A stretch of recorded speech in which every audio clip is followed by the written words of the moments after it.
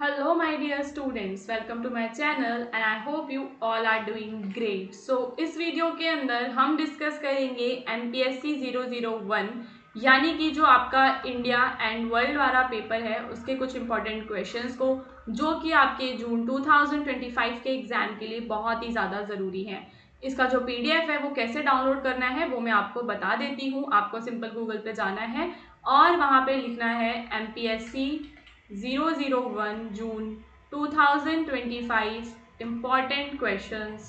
ठीक है, क्योंकि ये इम्पॉर्टेंट क्वेश्चंस हैं आप इसको लिखेंगे और आगे आप हमारी वेबसाइट का नाम लिख देंगे हिंदुस्तान नॉलेज, तो आपको जो है हमारी वेबसाइट का लिंक मिल जाएगा, वहाँ से जाके आप अपने PDFs को डाउनलोड कर सकते हैं।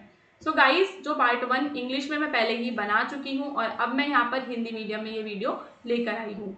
भारत की विदेश नीति के निर्धारित तत्वों की व्याख्या आपको करनी है कि भारत की विदेश नीति को जब जो है भारत की विदेश नीति का निर्धारण किया जाता है तो वहाँ पे कौन कौन से डिटर्मिनेंट्स होते हैं, कौन कौन सी चीज़ें जो है हमारी नीति को इन्फ्लुएंस करती हैं, हमारी नीति को निर्धारित करती हैं। तो भारत की विदेश नीति यानी कि भारत अन्य देशों के साथ कैसे संबंध बनाता है, कई महत्वपूर्ण चीज़ों से प्रभावित होती है। इन चीज़ों को निर्धारक यानी कि डिटर्मिनेंट्स कहा जाता है। ये मिलकर तय करते हैं कि भारत दुनिया के साथ कैसे व्यवहार करेगा। तो ये जो हमारे डिटर्मिनेंट्स हैं ये क्या तय करेंगे गाइस कि भारत कैसे दूसरे देशों के साथ व्यवहार करेगा। ये वास्तविक परिस्थितियां हैं जिन्हें भारत आसानी से नहीं बदल सकता। ये तय करती हैं भारत अंतर्राष्ट्रीय मामलों में क्या कर सकता है और क्या नहीं, भारत कितना स्वतंत्र है या दूसरों पर कितना निर्भर है, क्या भारत दुनिया में नेतृत्व कर सकता है या उसे ताकतवर देशों का अनुसरण करना होगा। तो ये सारी जो चीजें होती हैं ये हमारी देश की विदेश नीति के डिटर्मिनेंट्स हैं जो निर्धारित करते हैं। कुछ निर्धारक स्थायी होते हैं और कुछ जो है बदल सकते हैं। अब स्थायी निर्धारक में देखो भौगोलिक स्थिति आती है कि कहाँ पे हमारा देश स्थित है, कौन कौन से देश हमारे देश के पड़ोसी देश है, हमारे देश का इतिहास आता है, संस्कृति और परंपराएं आती हैं और हमारे देश के प्राकृतिक संसाधन भी इसी के अंदर आते हैं जो कि स्थायी निर्धारक हैं। और अगर हम उन निर्धारकों की बात करें जो निर्धारक बदल सकते हैं तो उसमें क्या आता है, उसमें आता है आर्थिक विकास जो समय के साथ बदलता रहता है, कभी अर्थव्यवस्था मजबूत हो जाती है तो कभी वीक हो जाती है। फिर हमारा नेतृत्व आता है, तो एक अच्छा और दूरदर्शी नेता विदेश नीति को प्रभावशाली बना सकता है। घरेलू स्थिति आती है, भारत के अंदर की शांति और स्थिरता विदेश नीति को प्रभावित करती है। ठीक है, ये सारी चीजें, सैन्य शक्ति भी इसी के अंदर आपकी आएगी। अब यहाँ पे हम प्रमुख निर्धारकों की बात करेंगे जो कि आपको अपने आंसर में जरूर बतानी है। सबसे पहले आप भौगोलिक कारकों के बारे में बताएंगे कि देश की जो स्थिति है वो उसकी विदेश नीति में कैसे एक बहुत ही अहम भूमिका निभाती है। भारत दक्षिण एशिया में स्थित है और चीन, पाकिस्तान, नेपाल, बांग्लादेश जैसे देशों से इसकी सीमाएं जुड़ी हुई हैं, है ना। ये सिंपल सा हमें पता ही है कि हमारा देश जो है कहाँ स्थित है, कौन से कॉन्टिनेंट में और कहाँ से हमारे देश की सीमा जुड़ी हुई है। भारत के चारों ओर हिंद महासागर फैला है जिसे यह समुद्री और भू राजनीतिक दोनों में महत्वपूर्ण भूमिका निभाता है ना। समुद्री मार्ग से भी जुड़ा हुआ है हिंद महासागर की वजह से, और जो है जो हमारे जल मार्ग हो गए, थल मार्ग हो गए, सबसे ही जुड़ा हुआ है। पड़ोसी देश में हम बात करें तो पाकिस्तान और चीन के साथ संबंध हमारे जटिल रहते हैं। सीमा विवादों के कारण सुरक्षा और कूटनीति पर भारत की नीतियां प्रभावित होती हैं। तो जब भी हम भारत देश की विदेश नीति बनाई जाएगी तो उसमें भौगोलिक कारकों को बहुत ज़्यादा इंपॉर्टेंस दी जाएगी। भौगोलिक कारक देखे जाएंगे कि उसी हिसाब से नीति बनेगी, है ना। फिर दूसरे होते हैं आर्थिक कारक जो कि इकोनॉमिक फैक्टर्स होते हैं, जैसे कि देश की अर्थव्यवस्था बढ़ रही है तो जैसे जैसे भारत की अर्थव्यवस्था बढ़ती है वैसे वैसे उसकी वैश्विक निर्णय लेने की ताकत भी बढ़ जाती है, तो इससे यह व्यापार समझौते कर सकता है ना। तो विदेश नीति में हम क्या देखेंगे, हमें व्यापार समझौते देखने के लिए मिलेंगे, निवेश को आकर्षित करेगा और अंतर्राष्ट्रीय प्रभाव को बढ़ा सकता है। भारत को तेल, ऊर्जा और तकनीक जैसे संसाधनों की जरूरत होती है, इसलिए विदेश नीति में इन जरूरतों को पूरा करने के लिए फैसले भी लिए जाते हैं। फिर तीसरा जो हमारे कारक होते हैं वो होते हैं ऐतिहासिक और सांस्कृतिक कारक। तो भारत का इतिहास और संस्कृति उसकी विदेश नीति को प्रभावित करता है। जो हमारा मतलब पुराना जो भी इतिहास है, औपनिवेशिक शासन हमने झेला है तो हम दोबारा से तो किसी देश को अपने ऊपर कब्जा नहीं करने देंगे, तो हम ऐसे निर्णय नहीं लेंगे कि जिससे कि हमारे आंतरिक मामलों में हस्तक्षेप हो, जिससे हमारी सोवरेनिटी खतरे में जाए, हमारी संप्रभुता खतरे में जाए। फिर होती है घरेलू स्थिति। अब यहाँ पे देश के अंदर क्या चल रहा है वो भी डिपेंड करता है। अगर हमारे देश में ही स्थिरता नहीं है, देश में ही हम देख रहे हैं कि जो है लोगों में आपस में झगड़े हो रहे हैं, चुनाव वगैरह नहीं सही से चल पा रहा, तो वो भी विदेश नीति को प्रभावित करेगा, जनता की राय भी विदेश नीति को प्रभावित करेगी। उसके बाद जो हमारा लीडर है, अब अगर हम बात करते हैं कि लीडर का जो पर्सोना है उनका नेतृत्व भी इम्पॉर्टेंट है यहाँ पर। किसी लीडर की जो है विदेश नीति जो है हम देखते हैं कि बहुत ही ज़्यादा वो मतलब दूसरे देशों से कुछ ज़्यादा ही जुड़ते हैं, कुछ ऐसे होते हैं जो दूसरे देशों से ज़्यादा नहीं जुड़ते, जैसे कि नेहरू, इंदिरा गांधी, अटल बिहारी वाजपेयी, नरेंद्र मोदी, इन नेताओं की जो नीति है विदेश नीति वो दूसरों से काफ़ी ज़्यादा डिफरेंट है, जिनके बारे में हम बात कर सकते हैं। एक मजबूत और करिश्माई नेता भारत की छवि दुनिया में बदल सकता है। अगर नेता मजबूत है, करिश्माई है, तो वो भारत की छवि को बदलेगा। कुछ नेता अन्य देशों के नेताओं से व्यक्तिगत संबंध बनाकर रिश्तों को मजबूत भी करते हैं, है ना। फिर क्या होता है आइडियोलॉजिकल, हम क्या देखते हैं कि कुछ जो है ऐसी पार्टीज होती हैं उनकी ना अपनी आइडियोलॉजी होती है, ठीक है।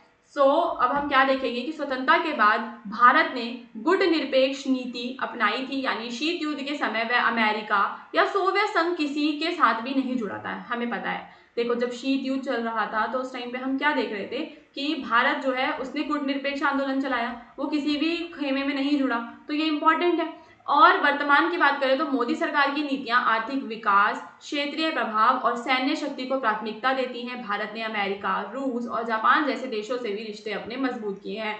और विश्व में क्या चल रहा है, इंटरनेशनल सिनेरियो भी जो है विदेश नीति को प्रभावित करता है। अगर हम 9/11 के हमलों की बात करें तो उस टाइम पर हमारी नीति अलग रही होगी, बाद में नीति हमारी बदल गई होगी। तो भारत को यह देखना होता है कि बाकी देश क्या कर रहे हैं, जैसे अमेरिका, चीन, रूस की नीतियों को देखकर भारत को तय करना होता है कि उसे किसे सहयोग करना है, किससे प्रतिस्पर्धा करनी है और किसके साथ तटस्थ रहना है, ठीक है, ये देखना पड़ता है।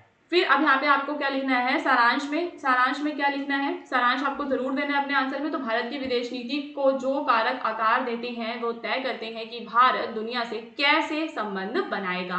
आई होप कि आपको समझ में आ रहा होगा कि भारत दुनिया से कैसे संबंध बनाएगा।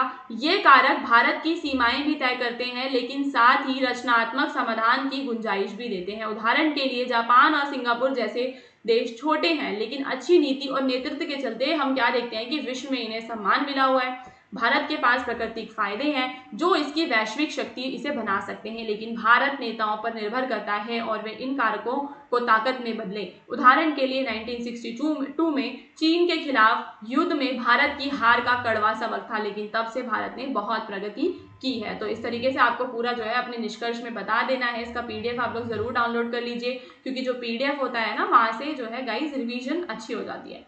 अब हम यहाँ पे बात करेंगे भारत और आसियान की। तो आसियान दक्षिण पूर्व एशिया के 10 देशों का एक राजनीतिक और आर्थिक समूह है। इसकी स्थापना 8 अगस्त 1967 को Indonesia, Malaysia, Philippines, Singapore, Thailand ने की थी, ये आपको पता होना चाहिए। और बाद में इसमें कौन कौन से जो हैं देश जुड़ गए वो भी आपको पता होना चाहिए। ओके, अब इसके उद्देश्यों की अगर मैं बात करूं तो उद्देश्य क्या होते हैं किसी भी गुट के। अगर कोई भी एक अंतर्राष्ट्रीय हम देखते हैं संगठन बनाया जाता है ना, तो उसके कुछ उद्देश्य रहते हैं कि वो क्यों बनाया गया है, वो क्या आगे काम करेगा, किस चीज़ को सहयोग करेगा। तो हम क्या देखते हैं कि जो आसियान है उसका उद्देश्य है आर्थिक विकास को बढ़ावा देना, सामाजिक और सांस्कृतिक सहयोग को बढ़ाना, क्षेत्रीय शांति और स्थिरता को बना के रखना। अब यहाँ पे हम बात करेंगे कि कौन कौन से पॉइंट्स हैं जो आप यहाँ पे बताएंगे। सबसे पहले आप इसके आरंभिक शुरुआत में जो संबंध है उनके बारे में बताएंगे कि आसियान की स्थापना 1967 में व्यापार, निवेश और सहयोग बढ़ाने के लिए हुई थी। भारत और वियतनाम को आसियान के लिए अच्छे सहयोगी माना गया ताकि वे सुरक्षा और राजनीतिक ताकत को बढ़ा सके।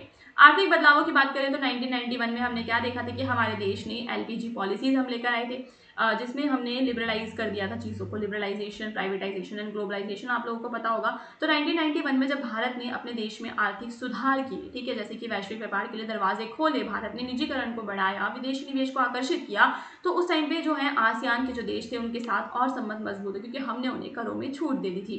भारत संवाद साझेदारी जो है हम देखते हैं कि सेक्टरल डायलॉग होते रहते हैं, फुल डायलॉग्स होते रहते हैं, जहाँ पे मतलब वो जो है देश जो है आपस में मिलते हैं, संवाद करते हैं, बातचीत करते हैं। जो मुद्दों पे जिन पे वो चर्चा करते हैं वो होते हैं व्यापार का मुद्दा, निवेश का मुद्दा, पर्यटन का मुद्दा, विज्ञान का मुद्दा। इन मुद्दों पर बात करते हैं और बात करते हैं कैसे हम सहयोग कर सकते हैं, कहाँ कहाँ पे हमें पोर्ट्स बनाने हैं, कहाँ से हमें रोड बनानी है, कैसे हमें सपोर्ट करना है एक दूसरे को। सहयोग जो है उनका दिन पर दिन बढ़ता जा रहा है। भारत सहयोग समिति की अगर हम बात करें तो एक समिति बनाई गई है जो भारत और आसियान के बीच सहयोग को दिशा देती है। विज्ञान और तकनीक, व्यापार, संस्कृति जैसे क्षेत्रों में कार्य समूह बनाए गए हैं। सहयोग के क्षेत्रों की बात करें तो भारत की बायोटेक्नोलॉजी और सूचना प्रौद्योगिकी में ताकत को आसियान को सराहा। तो भारत के पास आईटी अच्छा है, तो वो जो है आसियान देशों की हेल्प करता है। खाद्य प्रसंस्करण, स्वास्थ्य सेवा, कृषि और इंजीनियरिंग में भी साझेदारी की योजना बनी। भारत आसियान एक कोष है, तो एक विशेष कोष बनाया गया जो व्यापार, पर्यटन और पर्यावरण जैसे क्षेत्रों में परियोजनाओं को समर्थन देता है। यह कोष भारत और आसियान दोनों द्वारा मिलकर चलाया जाता है। फिर हम देखेंगे शिक्षा और सांस्कृतिक आदान प्रदानों के बारे में। तो हम क्या देखते हैं कि अगर वहाँ के बच्चे यहाँ पढ़ने आते हैं तो हम उन्हें स्कॉलरशिप्स वगैरह देते हैं, रिसर्च के लिए उनको अनुसंधान देते हैं, अवसर प्रदान उन्हें हम करते हैं, लेक्चर सीरीज उनके लिए चलाते हैं। तो ये सारी चीज़ों से क्या होता है कि हमारी संस्कृति उनकी संस्कृति के साथ जुड़ती है। वहाँ के बच्चे यहाँ आते हैं, यहाँ के बच्चे वहाँ जाते हैं पढ़ने के लिए।